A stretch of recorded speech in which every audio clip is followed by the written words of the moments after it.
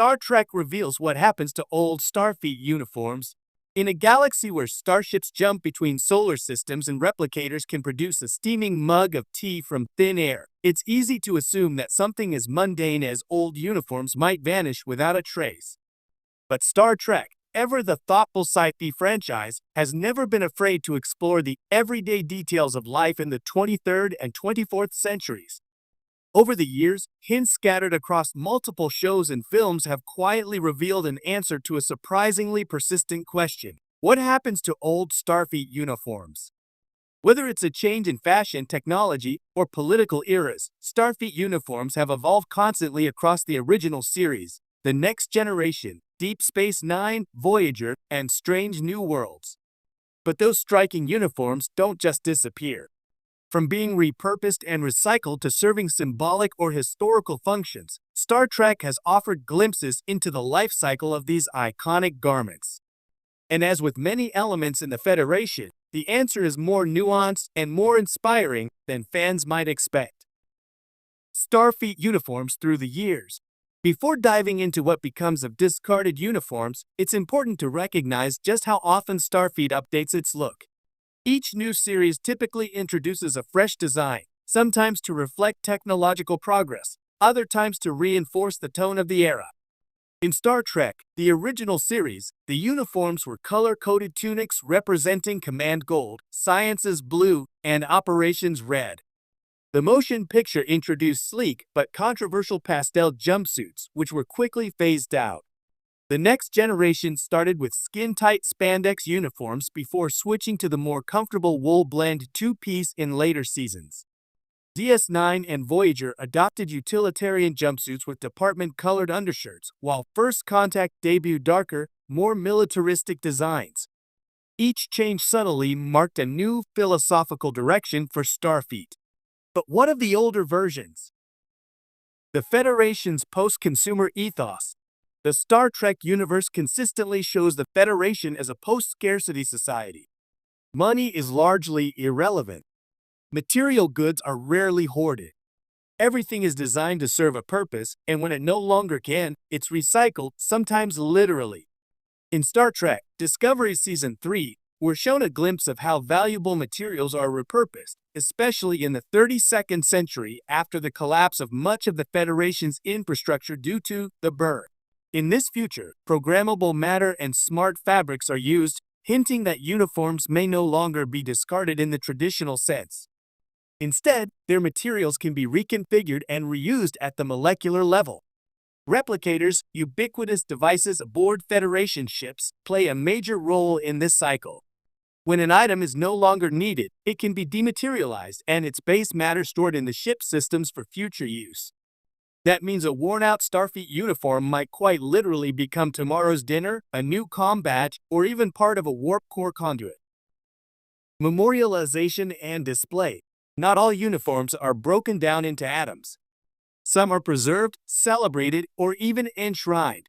In Star Trek Picard, we see multiple uniforms on display at Starfleet Academy and in private collections. Admiral Picard's past uniforms, spanning from the Next Generation to his Admiralty, are treated with reverence, hung like military medals or treasured relics. This reverence extends to museums and memorials throughout the galaxy. The Star Trek Voyager episode Living Witness shows how even centuries later, Starfleet uniforms are reconstructed to display Federation values even if, in that case, they're misrepresented.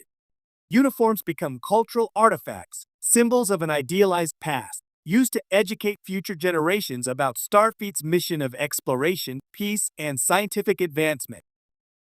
Reuse and redesign. The in-universe tailoring department. Another fate for old uniforms is a more practical one: modification and reassignment. During times of crisis or war, such as the Dominion War depicted in Deep Space Nine, logistics become vital. Uniform resources may be stretched thin, especially for less essential crew or support ships.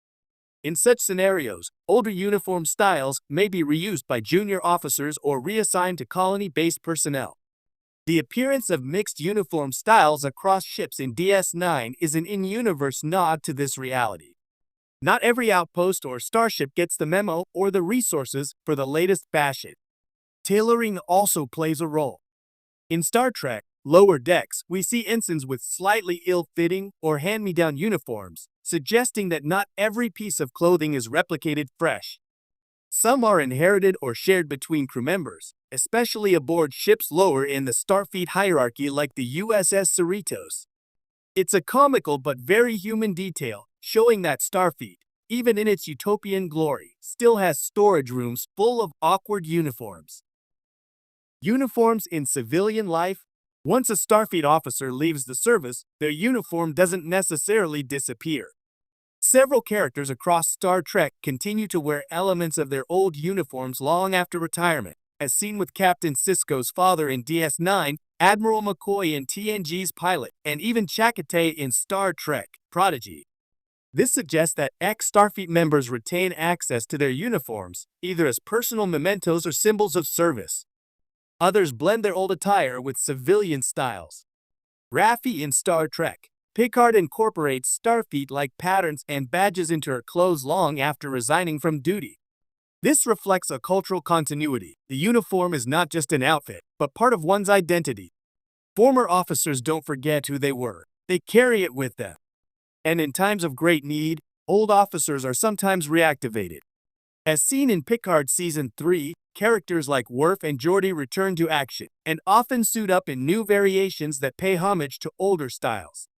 The past is never gone in Star Trek, it's just waiting for the right moment to step forward again.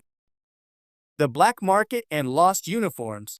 Of course, not all uniforms end up respectfully recycled or preserved. Some vanish into the shadows. Episodes of DS9, particularly those dealing with espionage and Section 31, hint at the darker side of Federation society. Uniforms have been used to impersonate officers, infiltrate facilities, or commit sabotage. In Star Trek VI, The Undiscovered Country, two assassins disguised in Starfleet uniforms commit a political assassination. This shows that uniforms can be stolen, sold, or otherwise acquired by non-Starfleet agents. The Ferengi, never ones to miss a business opportunity, would likely see value in selling surplus uniforms on the black market. In less regulated areas like the fringes of Federation space or the criminal underbelly of the Orion Syndicate, old uniforms may become collector's items or useful disguises. This gives the simple uniform unexpected weight. In Star Trek, what one wears is not just fashion, it's authority, access, and allegiance. Symbolism in the replicator age. Perhaps the most fascinating aspect of Starfleet uniforms is their symbolic permanence. Despite the ease of replication and recycling, the Federation treats them with care. Why? Because Star Trek has always understood that a uniform is more than the sum of its threads. It stands for values, exploration, curiosity, diplomacy, and diversity. To wear a Starfleet uniform is to swear allegiance not to a nation, but to an ideal. And so, even when uniforms are discarded or upgraded, their legacy remains. In Star Trek Prodigy, young alien outcasts discover an old Starfleet ship and don uniforms they barely understand. Yet those clothes inspire them to become better, to live up to the code they now represent. It's a perfect metaphor for the show and for the franchise. The future is built by those willing to step into roles greater than